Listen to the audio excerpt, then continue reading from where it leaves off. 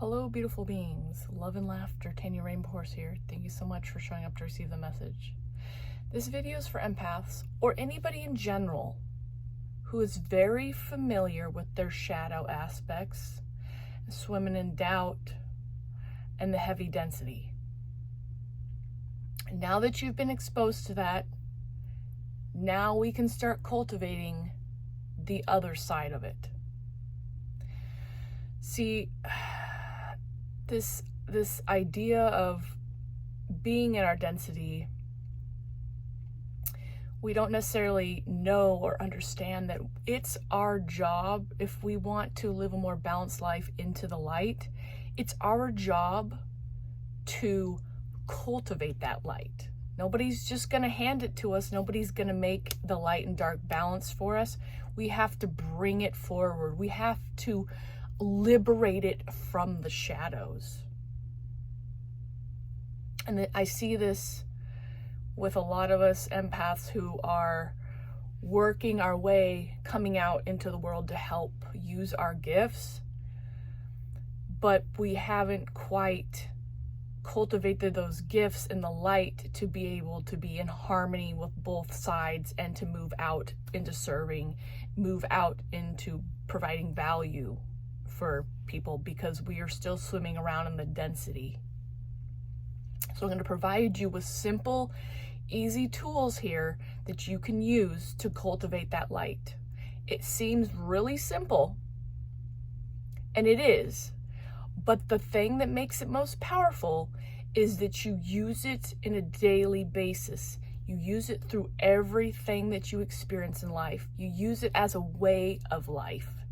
You start incorporating it in every ounce of what you bring.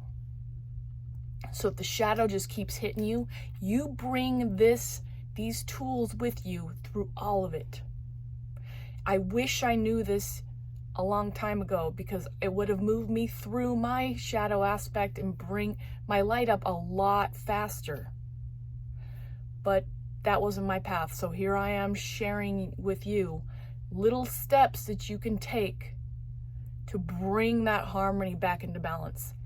The light and the dark, as we know with the yin and yang, they're working together. It's a energy cycle. It's a phase. There's dark in the light and there's light in the dark. They work together. They are the same. So first we get to connect with knowing that they are not good or bad, but they work together. We see them as a place of neutrality. Now, I know when you're in your density of the shadow, you're in the dark emotions, the traumas, when we're swimming in that, it's sometimes a challenge to remember this. And that is why cultivating it on a daily basis through and weaving it into everything that you do is going to surface it up more and more and more. And then it's going to emanate out of you and it's going to take up space. And I know that you might be in a bad place when you see this video and you're going to say, well, how can this be? The only way you're going to find out is if you take a tidbit and consistently play with it. That light needs to be extracted from your shadow experiences. That light needs to be infused through each shadow experience. That light needs to be seen in that shadow spot. You need to know that each time you encounter some heavy density, there's always source of light in there. We get so isolated from being in that heaviness and not knowing or feeling through that there's light in there, that there is liberation to be had in there, that there is your golden nugget is in your darkest spot. So how do we start cultivating this light when we're pretty heavy into our shadow? Because I'm sure a lot of us already know what aspects are going on under there.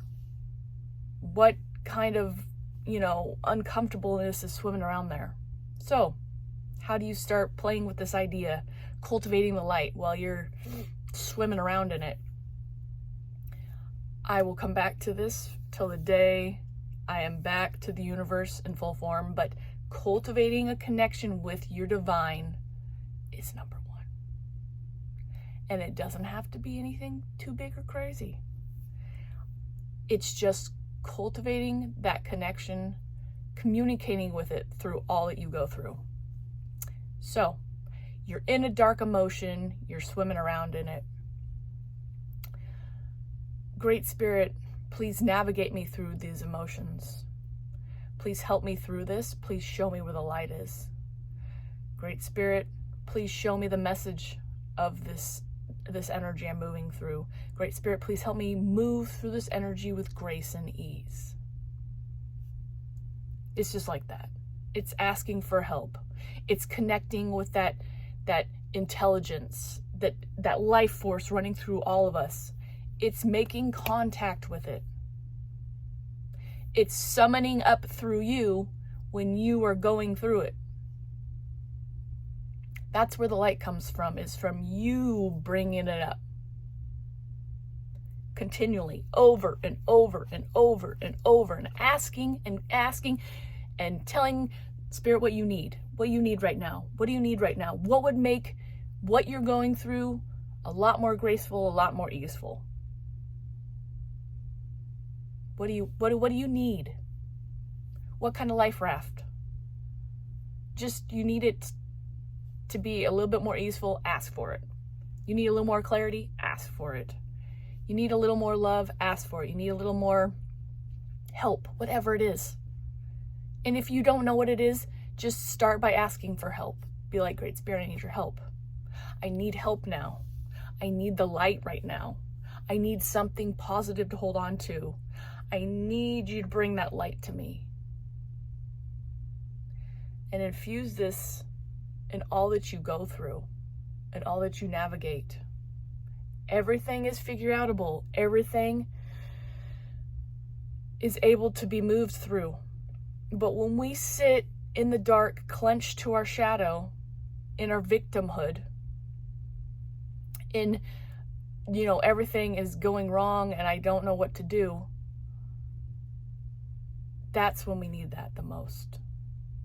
Because when we just sit there and in the stuck mode and we don't reach out for that help, we stay stuck.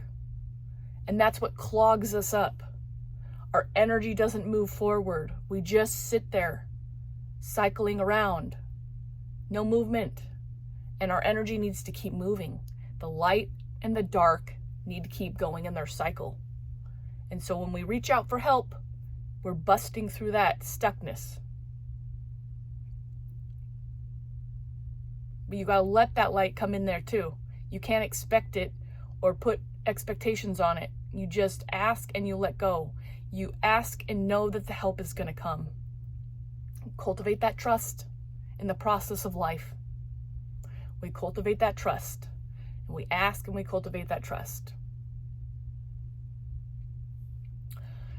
Really what cycling between the dark and the light is a liberation. Now we are in the collective night of the soul a lot in this universe, in this world right now. A lot of what's going on in the world. We are just slumping around, swinging around in these lower frequencies. And that's why we need to be liberated up to the other side more and more. When the collective night of the shadow and everybody's going through it, this is what we need the most. That energy to swing you forward on the top part so you can keep going around. I know sometimes when you're swinging around in the bowl, it's hard to push yourself back up, but you are not the one who will do it. It's you asking for the help that moves you up and trusting that the help is coming. Allowing that little bit of light, that little bit of hope in the darkness to move you up. And it will. And it will give you insight. You will get answers. But no, the cycle continues.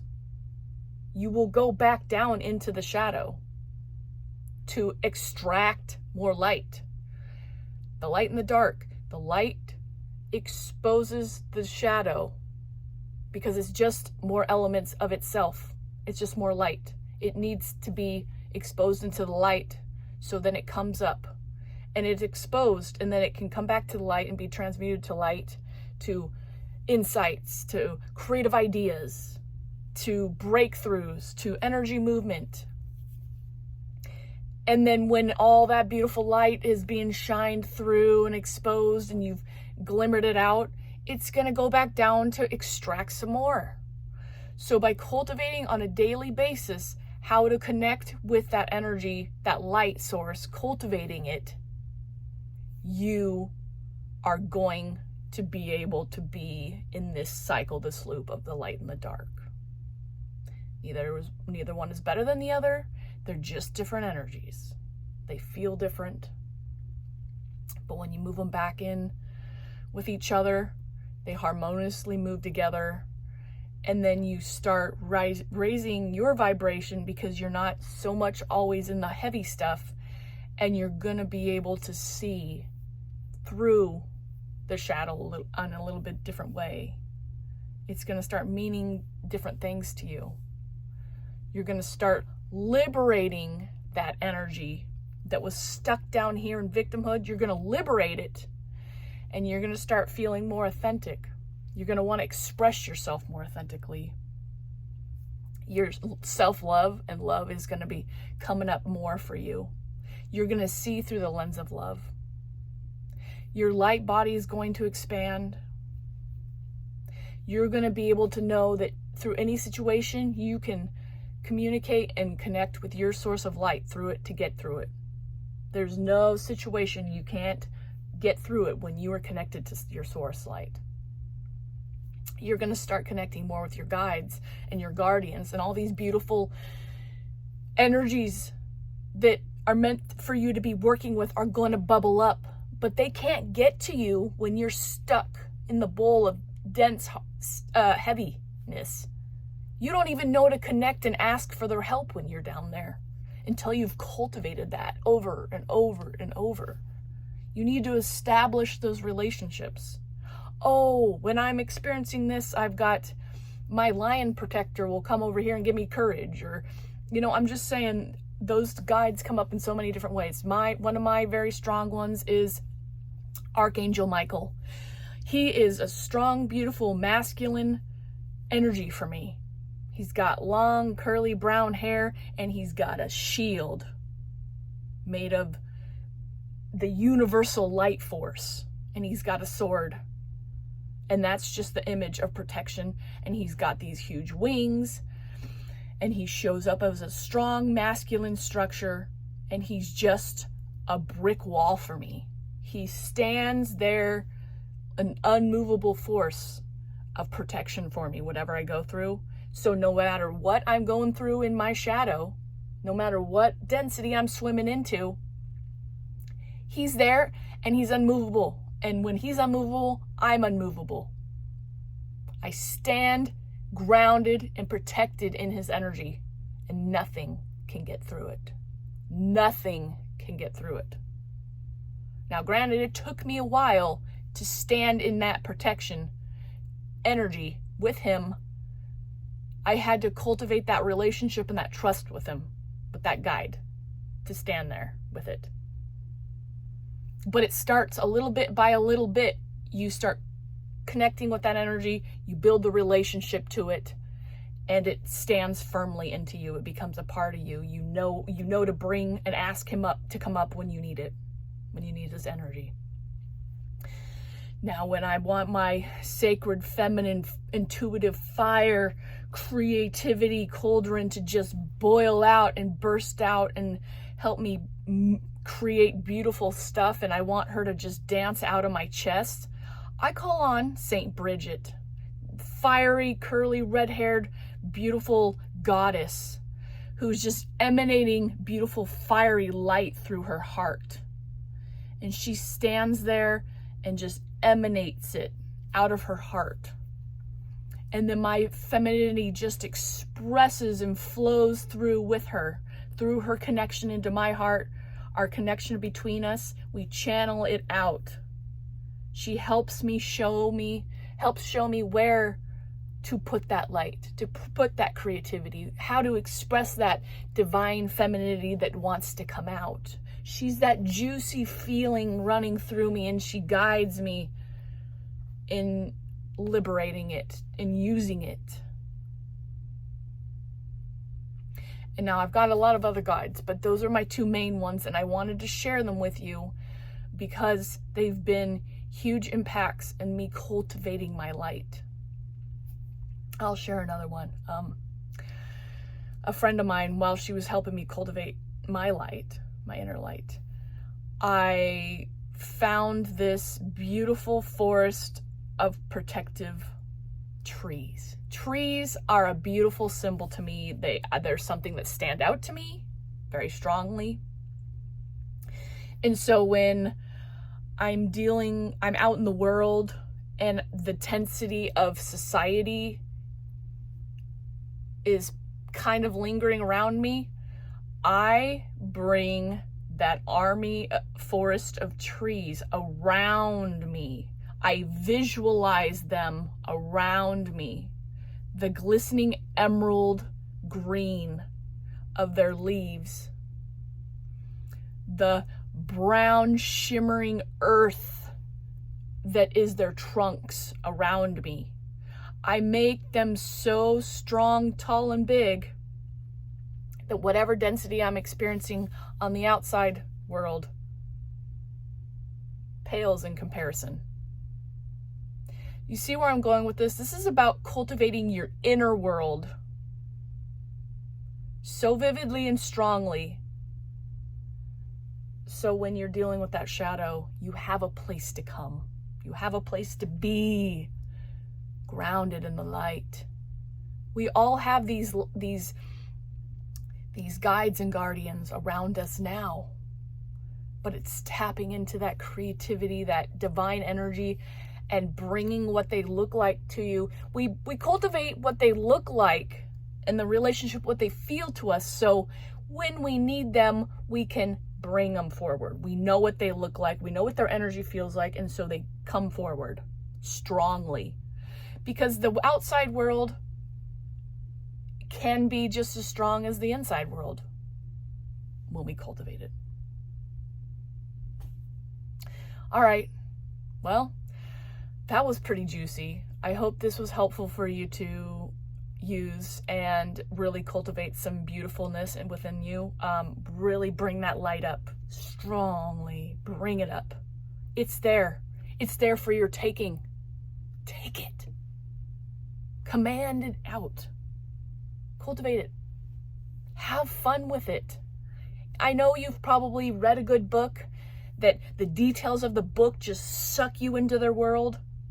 That's what we want for you, for your light.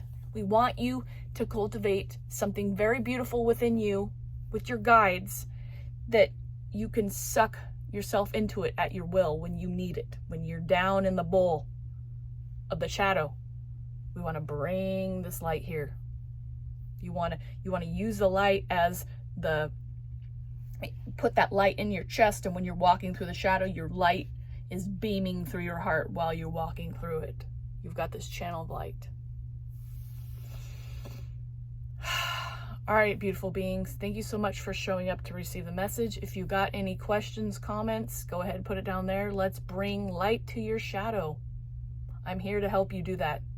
So if you got any questions or answers on something, put it down in the comments and I'll get back to you. Until then, till the next video.